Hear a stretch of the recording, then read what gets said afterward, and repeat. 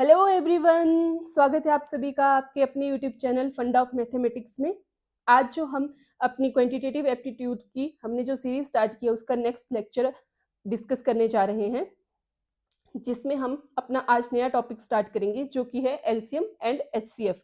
इससे पहले हम नंबर सिस्टम और डिविजिबिलिटी रूल के बारे में डिस्कस कर चुके हैं। वो लेक्चर चैनल के ऊपर अपलोड कर दिए गए हैं, आप जाके उनको भी विजिट कर सकते हैं।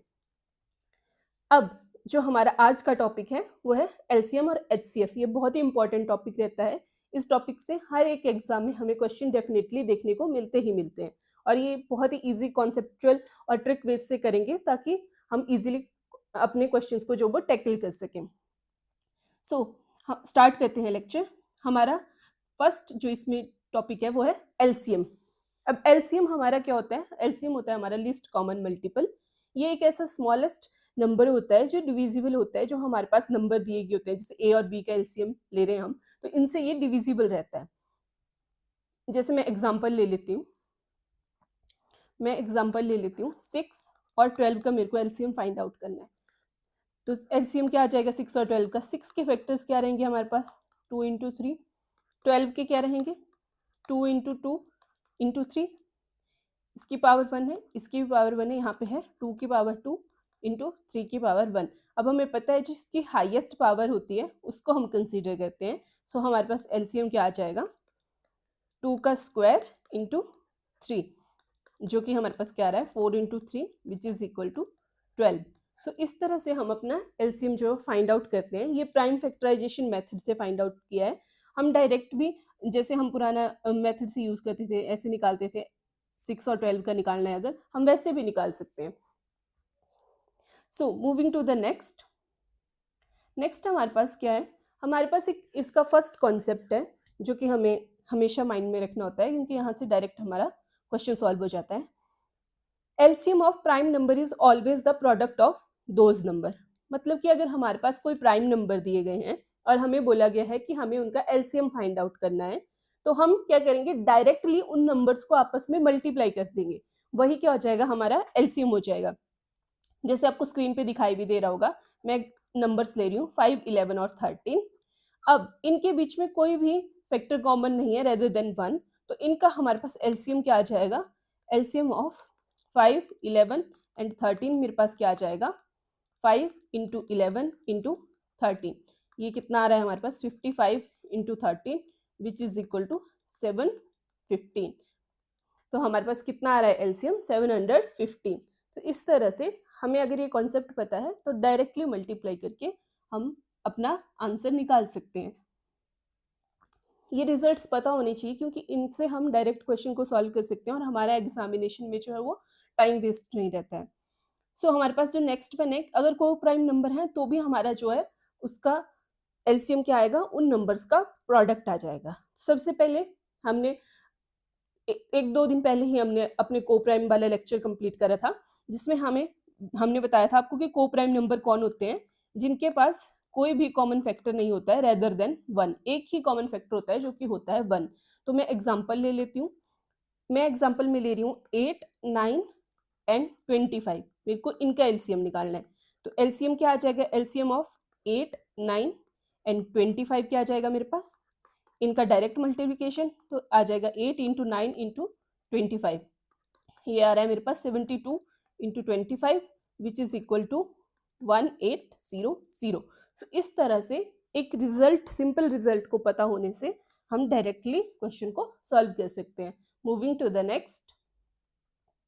नेक्स्ट हमारे पास इसकी एक प्रॉपर्टी रहती है, ये पता होनी चाहिए। कभी कभी स्टेटमेंट बेस्ड क्वेश्चन में डायरेक्ट ऐसी प्रॉपर्टीज को पूछ लिया जाता है। सो प्रॉपर्टी क्या है हमारी? LCM of the given number is always greater और equal to the largest number. अब जो हमारा एलसीएम है वो हमेशा बड़ा होगा या इक्वल होगा हमारे लार्जेस्ट नंबर की। जैसे हमने अभी एक एग्जाम्पल करा था 6 और 12 का, वहां पे एलसीएम क्या आया था हमारे पास? एलसीएम आया था हमारे पास 12।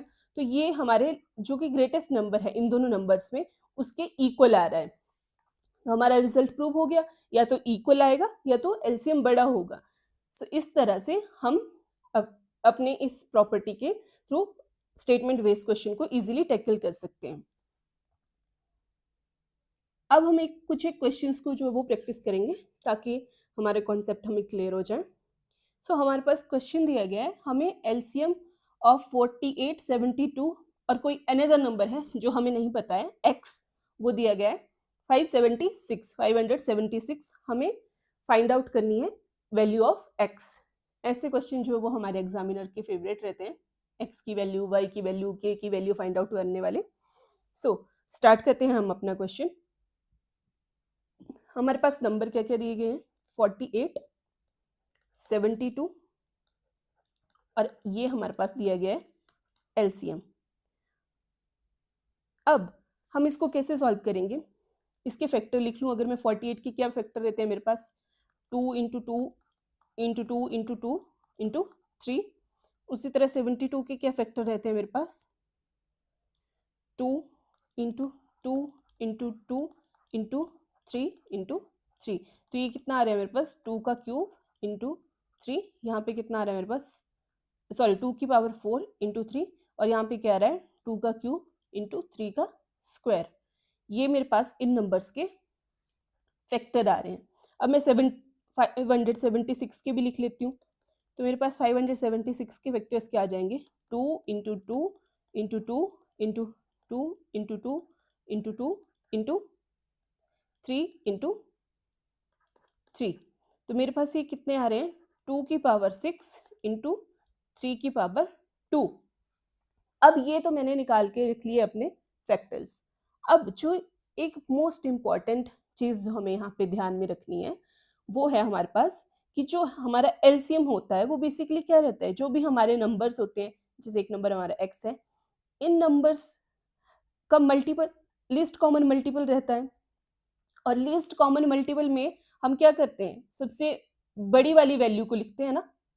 जैसे मैंने अभी भी क्वेश्चन किया था पीछे 6 और 12 में, उसमें 2 की पावर, बड़ी वाली जो पावर थी 2 का स्क्वायर, उसको कंसीडर किया गया था। अब हमारे जो ये एलसीएम है, इसमें 2 रेज़ टू पावर 6 आ रहा है, मतलब कि यहाँ पे 2 रेज़ टू पावर 4 है, यहाँ पे 2 रेज़ टू पावर 3 है, मतलब हमारे नंबर के पास 2 रेज़ टू पावर 6 रहेगा। जो हमारा एक्स है उसके पास 2 रेज़ टू पावर 6 रहेगा, तभी हमारा एलसीएम में 2 रेज़ टू पावर 6 आ रहा है, क्योंकि हम हाईएस्ट पावर को कंसीडर करते हैं, वरना हम यहाँ पे 2 रेज़ टू पावर 4 ले लेते। लेकिन हमारे पास जो नंबर एक्स है, मतलब उसमें 2 रेज़ टू पावर 6 रहेगा। सो यहीं से हमारा क्वेश्चन जो है वो बेटा सॉल्व हो जाएगा। जैसे हमारे नंबर में क्या रहना चाहिए, 2 रेज़ टू पावर 6, इसको लिख लो, बस इसको आपको अपने माइंड में रखना है, इसका मल्टीपल होना चाहिए। सो 2 रेज़ टू पावर 6 कितना होता है, 2 रेज़ टू पावर 6 कितना होता है हमारे पास, ये होती है हमारे पास 64, क्योंकि 2 का क्यूब 8 और 2 का क्यूब इंटू 2 का क्यूब 8 इंटू 8 64। तो हमारे पास 2 रेज़ टू पावर 6 कितना आता है, 64। तो मतलब वो 64 का मल्टीपल रहना चाहिए। अब हमारे पास क्या क्या ऑप्शंस थी, हमारे पास ऑप्शंस हैं 288, 192, 144 और 96। इनके फैक्टर्स देख लेते हैं क्या क्या बनते हैं। जिसके फैक्टर्स में 2 रेज़ टू पावर 6 आ गया, वही हमारा आंसर हो जाएगा। तो सबसे पहले मैं 288 को लिख लेती हूँ। 288 में हमारे पास बेटा आ जाते हैं 2 रेज़ टू पावर 5 इंटू 3 का स्क्वायर। और उसी तरह अगर 192 को फैक्टर बनाते हैं हम, तो ये आ जाता है 2 into 2 into 2 into 2 into 2 into 2 into 3। तो यहाँ पे 2 की कितनी वैल्यू आ रही है, 1 2 3 4 5 6, तो कितनी आ रही है 2 रेज़ टू पावर 6 इंटू 3। तो यहाँ से हमें आंसर मिल गया हमारा 192। बाकी ऑप्शंस को चेक करने की भी ज़रूरत नहीं है, पर चेक कर लेते हैं, हम अभी सॉल्व कर रहे हैं तो हम चेक कर लेते हैं। वैसे एग्जाम में आपको चेक करने की ज़रूरत नहीं है। हमारी जो नेक्स्ट ऑप्शंस थी वो क्या क्या थी, 144 और 96। ये 12 into 12, 2 raise to power 4 into 3 का स्क्वायर, इसमें भी नहीं आएगा, और 96 में भी नहीं। नहीं, ठीक है, ओनली एक ही ऑप्शन में हमारा वैल्यू आ रही है 2 रेज़ टू पावर 6, तो 192 क्या हो जाएगा हमारा करेक्ट आंसर। सो इस तरह से हम, अगर हमें वैल्यू नहीं भी दी गई है, किसी टर्म की वैल्यू निकालनी है, तो हमें बस पता होना चाहिए कि मल्टीपल रहेगा हमारा 2 रेज़ टू पावर 6 का, क्योंकि हम हाईएस्ट पावर कंसीडर करते हैं। सो इस तरह से हम अपने क्वेश्चन को सॉल्व कर सकते हैं। मूविंग टू द नेक्स्ट जो हमारा टॉपिक है बेटा, वो हमारा टॉपिक है HCF। अब हमारा HCF क्या होता है, HCF क्या होता है हमारा हाईएस्ट कॉमन फैक्टर, या इसे हम ग्रेटेस्ट कॉमन डिवाइजर भी कहते हैं। जैसे अगर मेरे को किन्हीं दो टर्म का HCF निकालना हो, फिर से मैं वही वाला अपना एग्जाम्पल ले लेती हूँ, 6 और 12 को कंसिडर करके चलते हैं। अगर मेरे को इनमें HCF निकालना हो, 6 क्या आ जाएगा मेरे पास 2 इंटू 3 और 12 क्या आ रहा है क्या मेरे पास 2 इंटू 3 2 स्क्वायर इंटू 3। तो अब जो हमारा HCF होता है उसमें हम स्मॉलेस्ट पावर को जो है वो कंसिडर करते हैं। तो 2 की स्मॉलेस्ट पावर हमारे पास क्या आ रही है 1 और साथ में 3 की स्मॉलेस्ट पावर क्या आ रही है 1। तो हमारे पास HCF क्या आ जाएगा, HCF ऑफ 6 एंड 12 क्या आ जाएगा हमारे पास 2 into 3 which is equal to 6। So इस तरह से हम अपना HCF जो है वो निकाल सकते हैं। अब HCF को निकालने के लिए हमारे पास डिफरेंट मेथड्स होते हैं। एक तो मैंने ऑलरेडी डिस्कस कर लिया आपके पास, वो है हमारा प्राइम फैक्टराइजेशन मेथड। मतलब हमें इसको प्राइम फैक्टर की फॉर्म में लिखना है, जैसे 2 की पावर में लिखना है, 3 की पावर में लिखना है, 5 की पावर में लिखना है या फिर 7 की पावर में लिखना है, प्राइम नंबर की फॉर्म में लिखना है फैक्टर्स को, तो वो हमारा प्राइम फैक्टराइजेशन मेथड होता है। जो हमने अभी डिस्कस किया वो भी हमारा प्राइम फैक्टराइजेशन मेथड से ही डिस्कस किया गया। जैसे मैं ले लेती हूँ अपने पास 10 और साथ में ले लेती हूँ 15। चलो इनके लिख लेते हैं 2 इंटू 5, तो ये क्या आ रहा है 2 raise to power 1 into 5 raise to power 1। ये कितना आ रहा है मेरे पास 3 इंटू 5, तो 3 इंटू 5 पावर 1 आ रही है। तो यहाँ से HCF क्या आ रहा है, जो कि कॉमन होगी दोनों में चीज, दोनों में कॉमन क्या है 5 है और उसकी पावर कितनी है 1, तो मेरे पास HCF क्या आ रहा है 5। सो इस तरह से प्राइम फैक्टराइजेशन मेथड से हम फाइंड आउट कर सकते हैं। यहाँ पे लिखा भी गया take minimum power of each prime number, हमें मिनिमम पावर लेनी है। मूविंग टू द नेक्स्ट, अब हम क्वेश्चन सॉल्व कर लेते हैं। हमारे पास क्या दिया गया है 310, 208 एंड 180। इसको सॉल्व कर लेते हैं। 310 को मैं कैसे लिख सकती हूँ बेटा, ये आ जाएगा मेरे पास 2 इंटू 5 इंटू 31, सबकी पावर कितनी है 1 1। अब 208 को लिख लेते हैं। 208 मेरे पास आ रहा है 2 इंटू 2 इंटू 2 इंटू 2 इंटू 13, ये कितना आ रहा है 2 raise to power 4 into 13 raise to power 1। So next हमारे पास क्या है 180। 180 क्या आ जाएगा हमारे पास 2 इंटू 2 इंटू 3 इंटू 3 इंटू 5। इस तरह से यही फैक्टर बनेंगे ना इसके। अब यहाँ से क्या वैल्यू आ रही है 2 का स्क्वायर, 3 का स्क्वायर और 5 की पावर 1।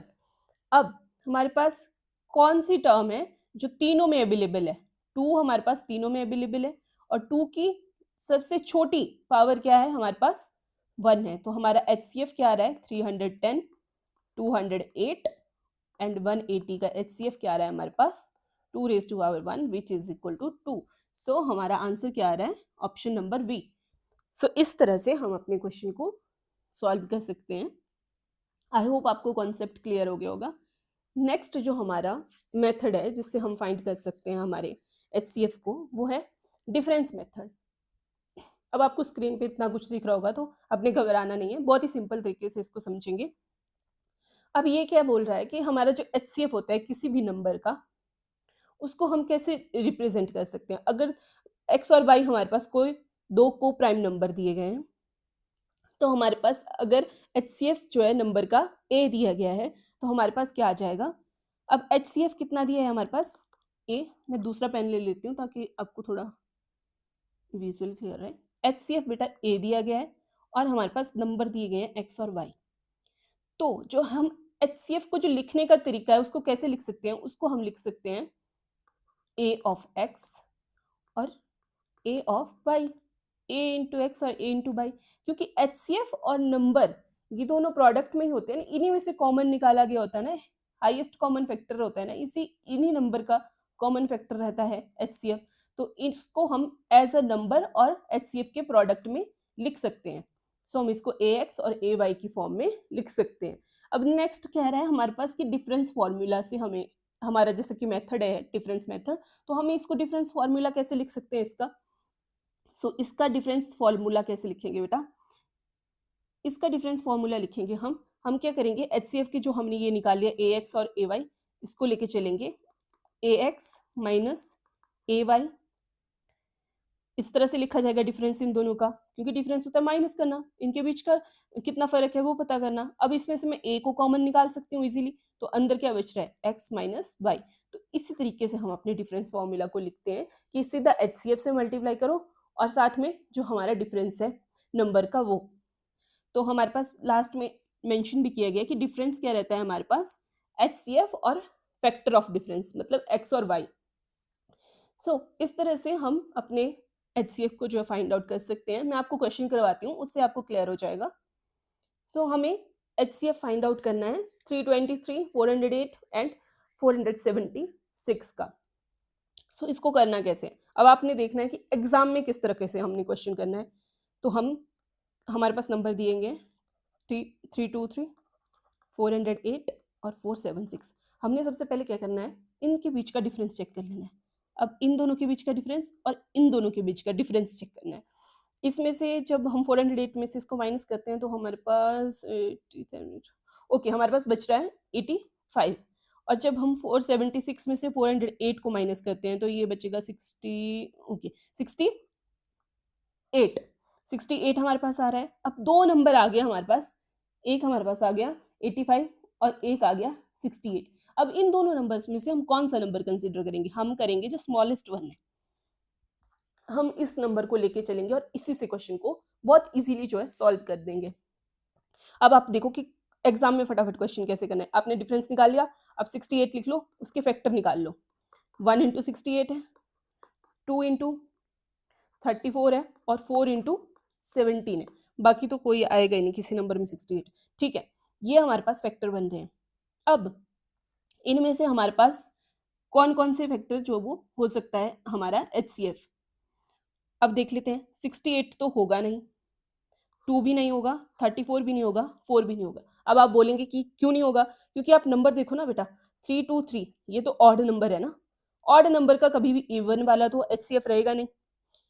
हमारे पास HCF में क्या ऑप्शन बच रहा है, एक बच रहा है 1 और एक बच रहा है 17। और हमारे ऑप्शंस में कौन कौन सा ऑप्शन अवेलेबल है, 17 अवेलेबल है, तो हमारे पास 17 के आगे ऑप्शन नंबर भी करेक्ट हो गया, हमारा HCF आ गया। इस तरीके से हम बहुत इजीली क्वेश्चन को सॉल्व कर सकते हैं। आई होप आपको क्लियर हो गया होगा।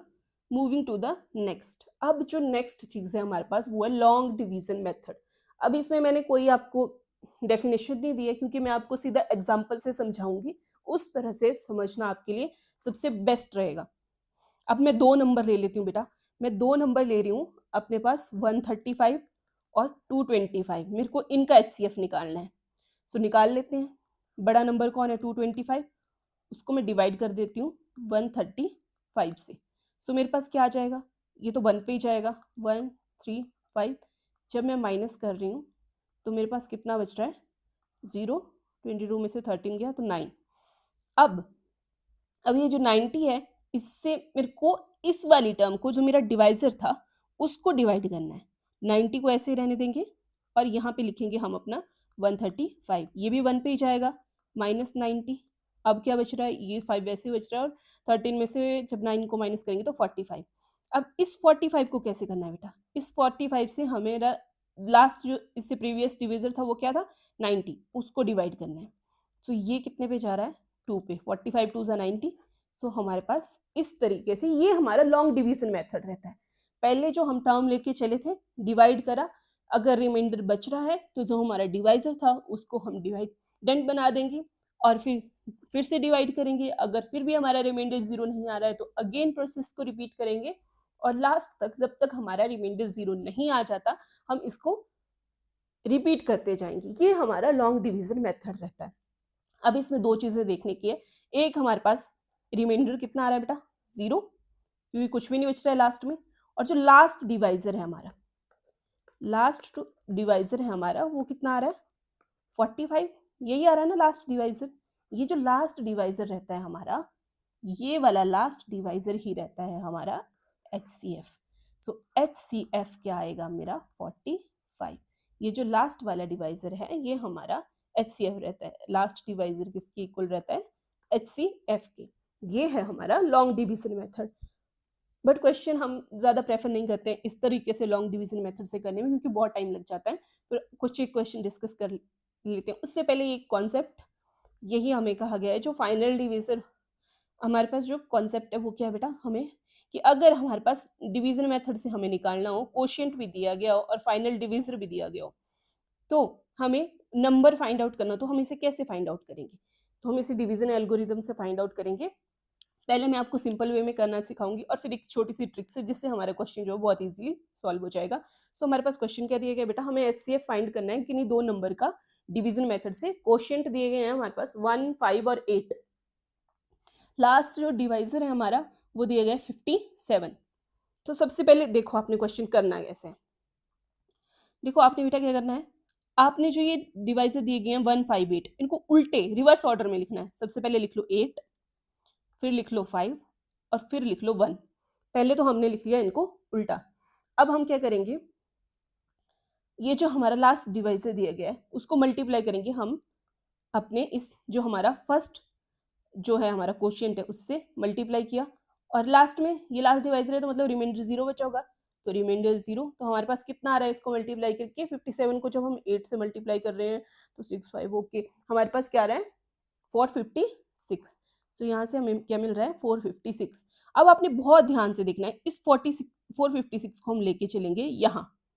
कहाँ लेके आएंगे, यहाँ जहाँ पे हमारा डिवाइजर था, डिवाइजर की जगह, क्योंकि इससे प्रीवियस 57 से प्रीवियस डिवाइजर हमारा 456 ही आएगा, तो इसको हम यहाँ ले आएंगे और जो हमारा क्वोशिएंट था उसको हमने लिख लिया। अब जो हमारा यहाँ पे डिवाइजर था लास्ट, उसको बना देंगे हम अपना रिमाइंडर, उसको लिखेंगे यहाँ, उसको हम ऐड करेंगे इस टर्म में। तो जब हम इनको मल्टीप्लाई कर रहे हैं और ऐड कर रहे हैं तो हमारे पास आ रहा है 2337, 2337। अब ये जो हमारा 2337 है इसको यहाँ लेके आएंगे तो क्या आ जाएगा 2337 इंटू 1, और साथ में ये जो 456 है इसको हम प्लस में लेके आएंगे तो क्या आ जाएगा हमारे पास ये नंबर आ रहा है 2337 में जब हम ऐड कर रहे हैं 456 को, तो ये नंबर हमारे पास आ रहा है बेटा 2793। अब हमें क्या बोला गया है कि इन दोनों नंबर का हमें एलसीएम फाइंड आउट करना है। अब ये तो इतने बड़े बड़े नंबर आ गए, अब इनका हम एलसीएम निकालें वो भी और लॉन्ग वे में चला जाएगा, तो इसको हमें इस तरह से करना ही नहीं है। एग्जाम में कभी भी हमने इस अप्रोच को लेके नहीं चलना है, इस अप्रोच को लेके हमने एग्जाम में पेपर में अपना क्वेश्चन सॉल्व नहीं करना है, वरना हम एक ही क्वेश्चन करते रह जाएंगे। सो इसको करेंगे हम एक ट्रिक से। चलो वो ट्रिक देख लेते हैं, नेक्स्ट स्लाइड पे मैं डिस्कस करती हूँ वो ट्रिक। वो ट्रिक क्या रहेगी, हमारे पास क्या दिए गए, लास्ट डिवाइजर दिए गए 57, तो मैं लेके चलूंगी सिर्फ 57 को। अब ये जो हमारे पास जो ऑप्शंस दिए गए हैं, ये जो वो हमारे इसका, क्योंकि ऐसे हाईएस्ट कॉमन फैक्टर तो इसके फैक्टर बना लेते हैं पहले, तो इसके फैक्टर क्या बन जाएंगे 19 और 3, 19 3 से 57। अब दो ये डिवाइजर बन रहे हैं हमारे पास, और ये जो हमारे ऑप्शंस हैं ये सारे के सारे इससे डिविजिबल होंगे क्योंकि ये डिवाइजर है हमारा, और जो डिवाइस हो जाएगा वही हमारा एलसीएम होगा, क्योंकि एलसीएम जो है वो एचसीएफ का मल्टीपल होता है। सो यहाँ से हम क्या देखेंगे 19 और 3। अब बड़ा वाला टर्म 19 को नहीं लेके चलेंगे, हम सबसे पहले 3 को लेके चलेंगे, क्योंकि 19 से भी डिविजिबल होना चाहिए और 3 से भी, और 3 से डिविजिबल चेक करना हमारा इजी काम है। हमने कल ही डिविजिबिलिटी रूल पढ़े हैं, हमने क्या करना है सारी ऑप्शंस के टर्म्स को ऐड करना है 4, 5, 0, 9। इनको जब हम ऐड कर रहे हैं, फर्स्ट ऑप्शन को जब मैं ऐड कर रही हूँ तो 10 और 10 20 आ रहा है, और 20 जो वो 3 से डिविजिबल मेरा नहीं है। उसी तरह सेकंड ऑप्शन को पकड़ लेना है 4, 5, 1, 7, ये कितना आ रहा है मेरे पास 10, ये आ रहा है मेरे पास 19 भी हमारा 3 से डिविजिबल नहीं है। तो नेक्स्ट ऑप्शन चेक कर लेते हैं 1, 1, 4, 5, 1, 1, क्योंकि डिविजिबिलिटी रूल में क्या पढ़ा था, इन सभी का सम करना है ना, 3 की डिविजिबिलिटी वैसे चेक करते हैं ना। तो ये कितना आ रहा है मेरे पास 4, 4, 8 और 5, 13, तो 13/3 ये भी डिविजिबल नहीं है। सो लास्ट टर्म कितनी बची है, अब तो लास्ट ही बची है, यही ऑप्शन सही होगा, लेकिन हम इसको सॉल्व करके देखेंगे। ये कितना मेरे पास आ रहा है 5/10 और ये आ रहा है 15/3 विच इज इक्वल 5। 15 3 से डिविजिबल है, तो हमारी जो लास्ट ऑप्शन है बेटा वो लास्ट ऑप्शन हमारी करेक्ट हो जाएगी, ये हमारा ऑप्शन होगा, करेक्ट ऑप्शन होगा। बस हमने कुछ नहीं करना है, सिंपल, हमने जो हमारे पास लास्ट डिविजर दिया गया है उसको लेना है, उसके फैक्टर बनाने हैं और सारी ऑप्शंस देखनी है कि किससे डिविजिबल है, जो भी डिविजिबल होगी वही हमारा आंसर होगा। सो इस तरीके से हम बहुत ही ईज़िली जो है अपने क्वेश्चन को सॉल्व कर सकते हैं इस ट्रिक से, वरना लॉन्ग डिवीज़न मेथड में तो हम सॉल्व करते ही रहेंगे। So that's all for today. आज के लेक्चर में हमने एचसीएफ और एलसीएम को डिस्कस करा। अभी हमारे कुछ एक कॉन्सेप्ट रहते हैं एचसीएफ और एलसीएम के। ये हमारा आज लेक्चर पार्ट 1 था। कल आपको लेक्चर पार्ट 2 मिल जाएगा। तब तक आपको हमारे साथ बने रहना है। डेली आपको वीडियोस मिलती रहेंगी, क्वांटिटेटिव एप्टीट्यूड की भी और रीजनिंग की भी। रीजनिंग की हमारी आज का लेक्चर हमने ऑलरेडी अपलोड कर दिया है वर्ड एनालॉगी के ऊपर। आप जाके चैनल में वो देख सकते हैं। अब आपको बहुत इंपॉर्टेंट काम करना है, वो है सब्सक्राइब करना है हमारे चैनल को। हमें सपोर्ट करना है बेटा, सब्सक्राइब करना है, ताकि हम इसी तरह आपके लिए कंटेंट बनाते रहें। आपका एक सब्सक्राइब हमें मोटिवेशन देता है और अच्छे से वीडियोस बनाने के लिए और अच्छा कंटेंट आपके लिए लेके आने के लिए। So do like, share, comment and subscribe your own channel Funda of Mathematics. Bye bye.